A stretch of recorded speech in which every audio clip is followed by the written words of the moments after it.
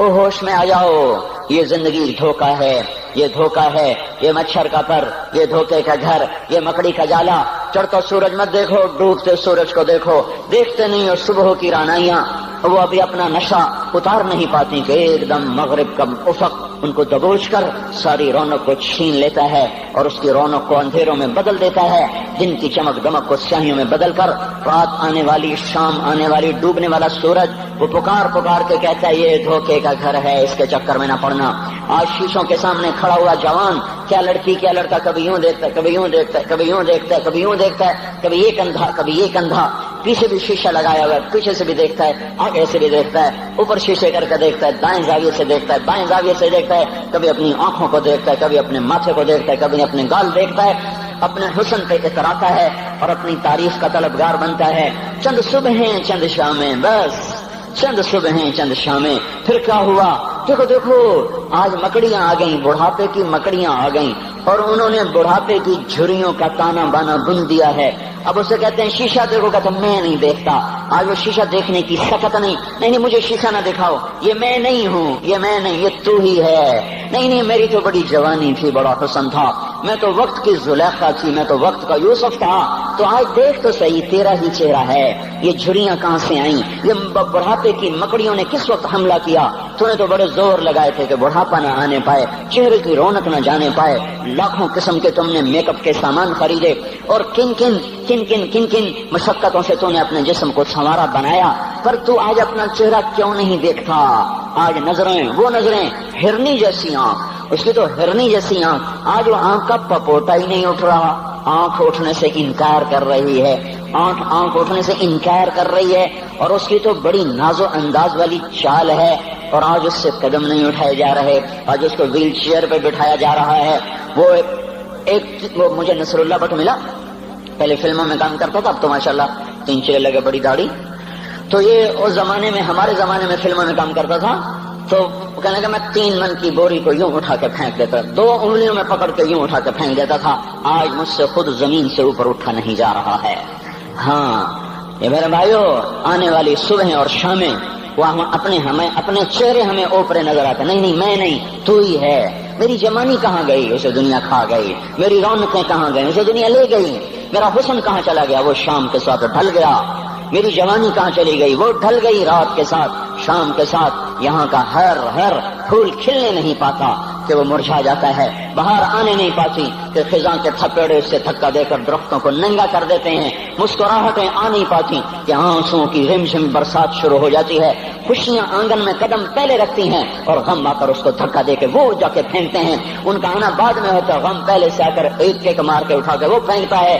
کہیں شادیوں کے نغمے نہ سنا کرو، جاؤ رونے والیوں کے نوحے سنو، ناچنے والیوں کے گانے نہ سنو، بین کرنے والیاں ان ماؤں کے بین سنو جن کے جوان لال ان کی آنکھوں کے سامنے میت بن کے پڑے ہوتے ہیں، ان عورتوں کے نوحے سنو جن کے جوان خامن ان کے سامنے چھوٹے بچے چھوڑ کے جا کر قبر کے کا سفر شروع کر رہے ہوتے ہیں، ان باپوں کے جا کر ان کی غم گیز داستانیں سنو میرے بھائیو، جن کے جو خود کہتے تھے یا اللہ مجھے موت دے دے، وہ بیٹھا سسک رہا ہے اور جوان بچہ کندھوں پہ اٹھا کر وہ جنازہ قبر میں لے جایا جا رہا ہے۔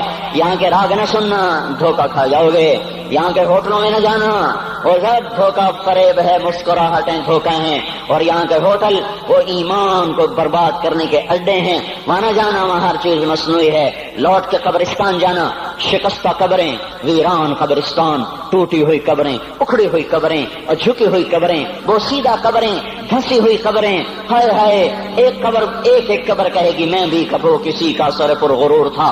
میں میانی شریف کے قبرستان سے گزر رہا، ایک جگہ فاتحہ پڑھنے جا رہا، میں قبرستان کے درمیان سے گزرا تاکہ قرآن پڑھتا ہوا دائیں بائیں سب کو ایصال ثواب کرتا جاؤں۔ اللہ کی قسم میں نہیں جانتا کون ہے کیا ہے، ایک قبر نے میرے پاؤں روک لیے، اس کی بے بسی نے، اس کی حسرت نے، اس کی بوسیدگی نے، اس کی اداسیوں نے، اس کے غموں نے میرے پاؤں روک لیے۔ میں تو اپنے دھیان میں جا رہا ہوں، میرا اپنا عزیز ہے، میں اس پہ فاتحہ پڑھنے جا رہا ہوں، مجھے نہیں پتا کون مرا ہوا ہے، پر اس کی قبر کی ویرانی نے، بوسیدگی نے، اوئے ہوئے ہوئے، میرے پاس الفاظ نہیں، میں کیسے وہ نقشہ بیان کروں کہ چلتے ہوئے قدم میرے رک گئے اور میں ایسے کھڑا ہو کے قبر کو دیکھنے لگا اور میں بے ساکھ، مجھے یوں لگا جیسے قبر کا ایک ذرہ کہہ رہا ہو ادھر بھی کچھ پڑھتے جاؤ، یہاں کوئی کبھی نہیں آیا، ماؤں کو دفن کرنے کے بعد اولادیں بھول جایا کرتی ہیں، ماؤں کی گود میں برسوں کھیلنے کے بعد پھر یاد میں نہیں رہتا کوئی ماں تھی، باپ کے کندھے پر برسوں سواری کرنے کے بعد یاد نہیں رہتا کوئی ہمارے لیے گھر بنا گیا تھا، زمین چھوڑ گیا تھا، جائیدادیں چھوڑ گیا تھا۔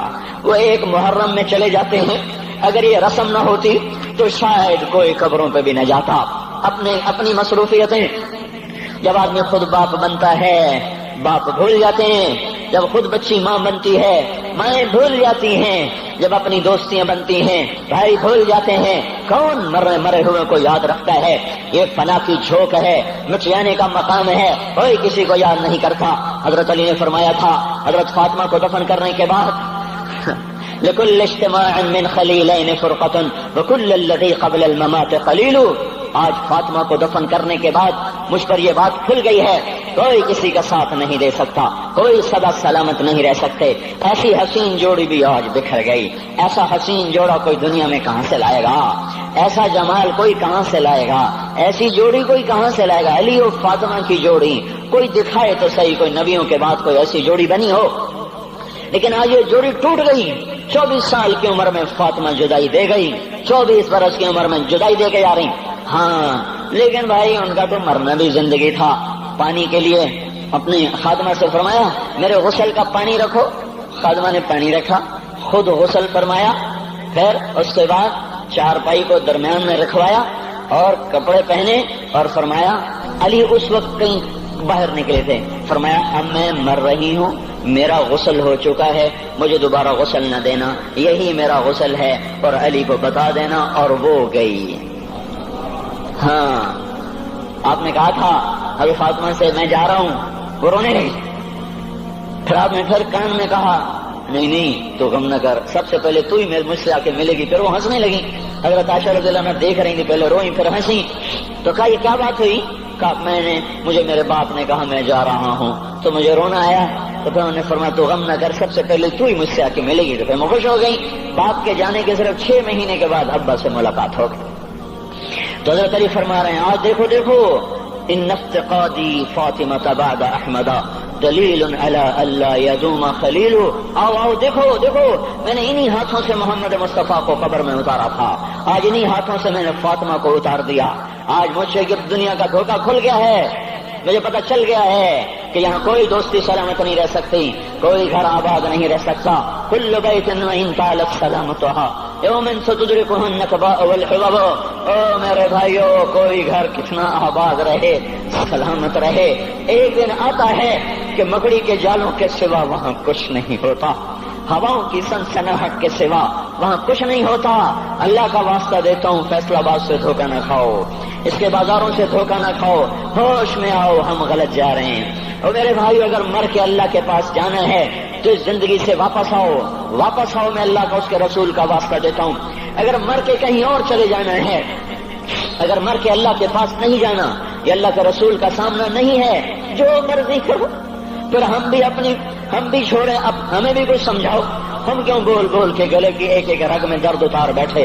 گھر چھوڑ سارا وجود ہڈیوں میں درد اتر گیا ہے، تو کچھ ہمیں بھی راستہ بتاؤ کہ یہ راستہ ہے، اس پہ موج میلہ بھی ہوگا، اللہ بھی نہیں ملے گا، آؤ ہم سب تم کر ہم بھی مل کر تمہارا ساتھ دیں۔ ہم کیوں ایسے کھاری اٹھائے ہوئے در کی ٹھوکریں کھاتے پھر رہے ہیں؟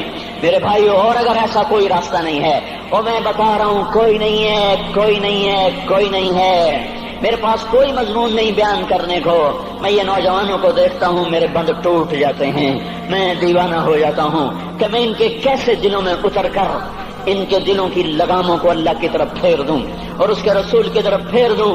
یہ جب گانے بجانے میں ڈوبتے ہیں، جب یہ رقص گاہوں کو چلتے ہیں، جب یہ تاجر غلط تولتے ہیں، اور جب یہ بینک سے قرضے لے کر لمبے نظام بناتے ہیں، پرائز بانڈ خرید کر دعائیں مانگتے ہیں اللہ میرا بانڈ نکل آئے، او میرا بھائی تجھے کیا ہو گیا؟ تو جوئے پر دعائیں کر رہا ہے کہ یا اللہ میرا بانڈ نکال دے۔ میں کیسے ہوش میں لاؤں؟ میں تو خود مدہوش ہو چکا ہوں۔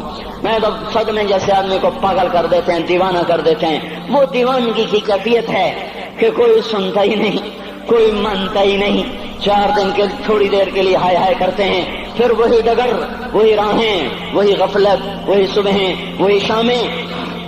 کہاں سے کوئی آئے گا؟ کون سی آواز آئے گی؟ کوئی قیامت کے کڑکا کو سننا چاہتے ہو؟ کیا آسمان کے دھماکے سن کے توبہ کرنا چاہتے ہو؟ کیا آسمان کی بجلیوں کو کونجتا دیکھ کر پھر توبہ کرو گے؟ یا زمین کے کلیجے کو پھٹتا دیکھ کر پھر توبہ کرو گے؟ یا سمندر کی بکھری موجوں کو چڑھتا دیکھ کر پھر توبہ کرو گے؟ یا ہواؤں کے جھکڑ بگولوں کو دیکھ کر پھر توبہ کرو گے؟ نہیں، پھر توبہ کا وقت نکل جاتا ہے، ابھی وقت ہے، ابھی ہم لوٹ آئیں، آ جائیں۔ قبروں کی وہ سیدگی یاد کرو، قبروں کے اندھیرے یاد کرو۔ اور میں آپ کو سنا رہا تھا، اس قبر نے مجھے روک لیا، اس کی ایک ایک مٹی کے ذرے نے مجھے کہا کچھ ادھر پڑھ دو، یہاں کوئی نہیں آیا۔ ہاں، کوئی نہیں آیا کرتا، کوئی نہیں آیا کرتا۔ یہاں علی فاطمہ جدا ہو گئے، باقی کون ہمیشہ رہ سکتا ہے؟ اور جب جدائیاں ہوتی ہیں پھر کیا ہوتا ہے؟ كأن لم تكن بيني وبينك خلة ولا حسن ود مرة في التبادل۔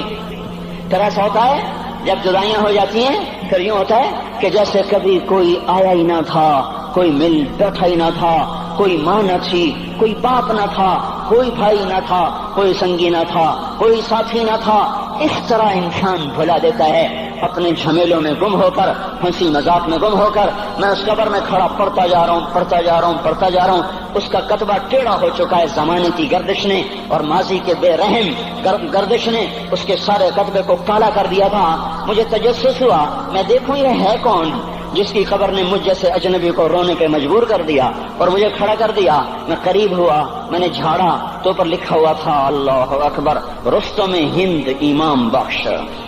رستم ہند، جس کے لیے مہاراج قالین بچھاتے، جس کو ہاتھیوں پہ سوار کروا کے لایا جاتا تھا، جس کے آگے پیچھے ڈھول بجتے تھے، اور جیسے آج کل یہ کرکٹ کے کھلاڑیوں کے آگے پیچھے خلقت ہوتی ہے، یہ وہ دور تھا جب پہلوانوں کے آگے پیچھے خلقت ہوتی تھی۔ آج اس کی خبر ویران ہو کر کہہ رہی ہے کوئی ادھر بھی تو پڑھ کے جب چلتا جائے، کوئی یہاں بھی تو کچھ تحفہ دیتا جائے۔ میرے محترم بھائیو، جب موت آئے گی تو کوئی اولاد یاد نہ کرے گی، کوئی ماں باپ یاد نہ کریں گے، مائیں لال بھول جاتی ہیں، ماؤں کو بچے بھول جاتے ہیں، ماؤں کو بچے بھول جاتے ہیں، باپ اولادیں بھول جاتے ہیں، بیویوں کو خامن مل جاتے ہیں، خامدوں کو بیویاں مل جاتی ہیں، یاروں کو یار مل جاتے ہیں۔ وہ تو ہم ہیں جو جا کے تہہ خاک سو جاتے ہیں، اکیلے تنہا زندگی کا سفر شروع ہو جاتا ہے۔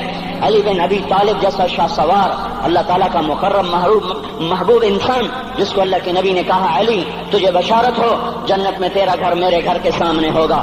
اتنی بڑی بشارت، علی تجھے مبارک ہو، جنت میں تیرا گھر میرے گھر کے سامنے ہوگا۔ اتنی بڑی بشارت کا لینے والا، روزانہ کی رات کی فریاد، مجھے تو پتہ نہیں کہ میرا یہ بیان قبول ہے کہ مردود ہے، آپ کو پتہ نہیں آپ کی آمد قبول ہے کہ مردود ہے۔ آج 25 روزے رکھتے ہوئے ہو گئے، کچھ پتہ نہیں اللہ تعالیٰ قبول کرے گا یا رد کر دے گا، بڑی ذات ہے۔ آج تک زندگی میں کوئی ایک عمل بھی نظر نہیں آتا جس پر ہم دعویٰ کر سکیں یہ کام تو میرا اللہ کو بڑا پسند آئے گا اور میری بخشش کا سامان ہو جائے گا۔ ہم فقیر لوگ ہیں میرے بھائیوں، ہماری معیشت اتنی خراب نہیں ہوئی جتنا ہمارا ایمان خراب ہو گیا ہے۔ ہمارا فقیر، اس کا چولہا ٹھنڈا ہوا ہے، ہمیں اس کا درد ہے، لیکن اس کے چولہے ٹھنڈے ہونے کا اتنا درد نہیں ہے جتنا اس کے ایمان کی انگیٹھیاں سرد ہو چکی ہیں، جتنا یہ درد ہے، کیونکہ یہ فقر مالداروں کو بھی حاصل ہے۔ یہ فقر پوری دنیا پہ چھا چکا، مالدار بھی فقیر ہیں، دکاندار بھی فقیر ہیں، تاجر زمیندار بھی فقیر ہیں۔ آج جو جتنا بڑا دنیا دار ہے وہ ایمان کا اتنا بڑا فقیر ہو چکا ہے، وہ بھکاری ہو چکا ہے۔ کچھ نہیں ہمارے پاس، کوئی دعویٰ نہیں زندگی بھر کے کسی ایک عمل پر، جن کو جنت کے پروانے مل گئے۔ علی کا گھر میرے گھر کے سامنے، فاطمہ میری بیٹی جنت کی عورتوں کی سردار، حسن حسین جوانوں کے سردار جن کو جنت کے پروانے ملے۔ حضرت علی رات کو اٹھ کے رو رہے ہیں، آہن آہ من قلت الذات وبعد السفر ووحشت الطریق، اے میرے مولا مجھے معاف کرنا، میرے پاس عمل کوئی نہیں ہے، اے مولا مجھے معاف کر دے، میرا عمل تھوڑا ہے۔ اور میں نے ابھی کیا کہا ہے، میں نے ابھی کیا بتایا آپ کو کہ علی کا گھر نبی کے گھر کے سامنے ہے، تو کچھ تو سوچو، کبھی تھوڑے عمل والا بھی دو جہان کے سردار کے گھر کے سامنے گھر بنا سکتا ہے؟ کبھی تھوڑے عمل والا اتنے مرتبے پہ جا سکتا ہے؟ وہ کیا کہہ رہے ہیں؟ یا اللہ میرا عمل تھوڑا ہے تو میرے پاس کیا ہے جس کا میں دعویٰ کروں؟ یا اللہ میرا عمل تھوڑا ہے، یا اللہ مجھے تنہا جانا ہے، یا اللہ راستہ بڑا خطرناک ہے، یا اللہ عمل کا توشہ تھوڑا ہے، اے میرے مولا مجھے معاف کر دے، مجھے معاف کر دے۔ یہ وہ ہیں جو معاف ہو چکے ہیں، جن کی بخشش ہو چکی ہے، اور مجھے تو پتہ نہیں ہے کس حال میں جانا ہوگا، پتہ نہیں ہم کا، پتہ نہیں ہمیں ہمارا کب اٹھیں گے۔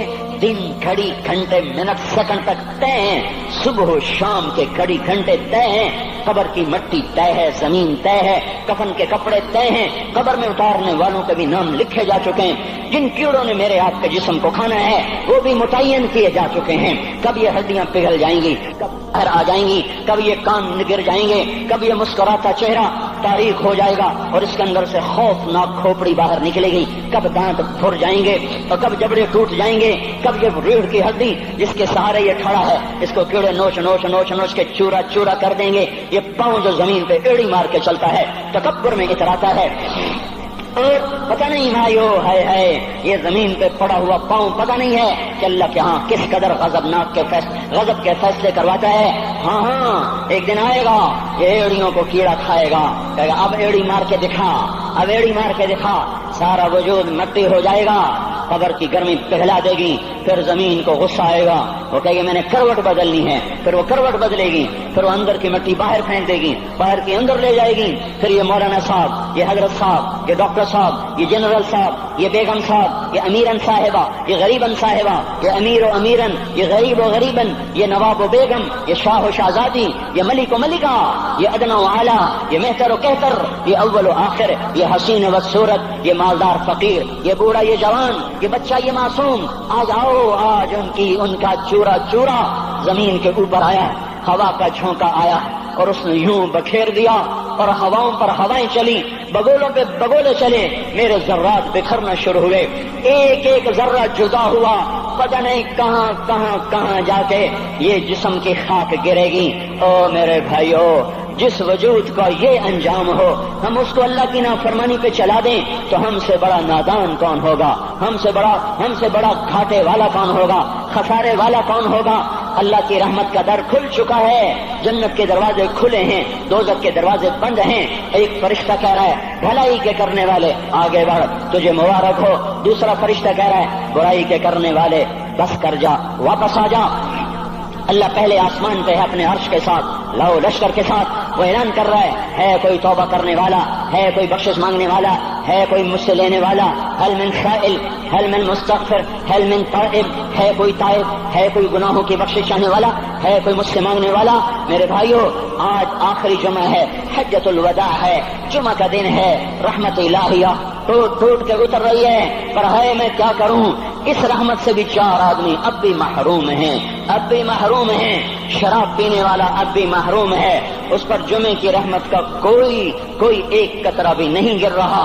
شراب تو کوئی پیتا، اب تو خیر بہت پینے والے ہو گئے، لیکن اگلی وبا بڑی عام ہے، ماں باپ کا نافرمان، اس کے لیے جمعے کی رحمتوں میں کوئی حصہ نہیں، ماں باپ کے نافرمان کے لیے شب قدر کی بخشش میں کوئی حصہ نہیں، ماں باپ کے نافرمان کے لیے رمضان کی بخششوں میں کوئی حصہ نہیں۔ روزانہ 10 لاکھ آدمی دوزخ سے نجات پا رہے ہیں، ہر رات میں اللہ 10 لاکھ دوزخیوں کو جنت کے فیصلے سنا رہا ہے، لیکن ماں باپ کا نافرمان اس رحمت سے بھی محروم ہے۔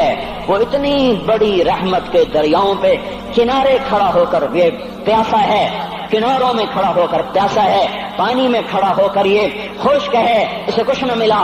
اکثر نوجوان بیٹھے ہیں، وہ اگر ماں باپ زندہ ہیں آج ان کے پاؤں پکڑ لو، ان کو منا لو، ماؤں کی دعائیں تمہیں وہاں لے جائیں گی جہاں ڈالر پاؤنڈ نہیں لے جائیں گے، اور ماں کی ہائے اللہ کا عرش ہلا کے رکھ دیتی ہے۔ اگر یہ دنیا جزا سزا کی جگہ ہوتی تو جب ماں باپ تنگ آ کر ستائے ہوئے ہائے کرتے ہیں تو اللہ کی قسم ہمارا پہاڑ بھی ریزہ ریزہ ہو جاتا، زمین پھٹ جاتی، آسمان ٹوٹ جاتا۔ جب دودھ پلانے والیوں کو ماں اولادیں آنکھیں نکال کے بولتی ہے، جب دودھ پلانے والیوں کو اولاد ڈانٹ کے رکھ دیتی ہے، تمہیں کیا پتا، چپ کرو، بکواس نہ کرو۔ دیکھو ابھی چند دن پہلے میں نے ایک لڑکی کو سنا، اپنی ماں کو کہہ رہی تھی بھوک نہیں، اور اس کی ماں کے موٹے موٹے آنسو گر رہے تھے، اور ماں کا بھوک نہیں، اور اتنے بڑے آنسو گر رہے تھے۔ خاموش فریادیں، میں بد دعائیں نہیں دیا کرتی، پر یہ آنسو کہاں جائیں گے، اس لیے تو میں کہتا ہوں حکومت کو برا کیوں کہتے ہو، فوج گندی، جرنیل گندے، پولیس گندی، واپڈا گندی. اس کا مطلب یہ ہے کہ پاکستان کو ڈبونے والی صرف حکومت پاکستان ہے. نہیں نہیں نہیں نہیں نہیں، یہ بات غلط ہے. میں بھی ڈبو رہا ہوں، میں بھی ڈبو رہا ہوں. آپ کی ڈبو رہے ہیں جو ماؤں کو غراتے ہیں، جو باپ کا گریبان پکڑتے ہیں. کہتے تو میرے واسطے کی بنایا ہے، تو میرے واسطے کی کیتا. بیٹا باپ سے کہہ رہا تو میرے واسطے کی کیتا ہے، تو میرے واسطے کی بنایا ہے. اللہ کی قسم او میرے بھائیو، اگر یہ جزا سزا کا جہان ہوتا زمین اس کو قارون کی طرح نگل جاتی. یہ بھی تو اس ملک کو ڈبو گئے.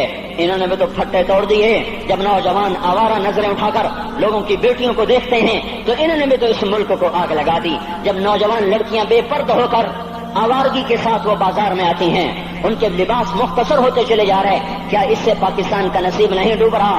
اس لیے میں کہتا ہوں بھائیو، حکومت کو گالیاں نہ دو، اپنے عمل دیکھو.